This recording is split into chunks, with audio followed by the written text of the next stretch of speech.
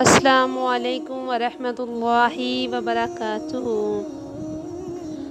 ہاتھی جتنی مصیبت اور چونٹی جتنا وظیفہ، یعنی بڑی سے بڑی بھی مصیبت ہوگی، چھوٹا سا وظیفہ ہے، یہ دیر نہیں لگتی اسے کرنے میں، یہ ضرور کرنا، اسے نہ چھوڑنا، یہ تمہارے لیے بہت ہی کافی ہے۔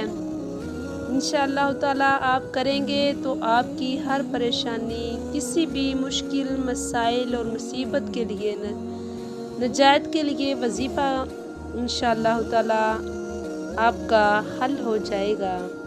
نماز فجر سے پہلے آپ نے اس کو کرنا ہے 100 بار۔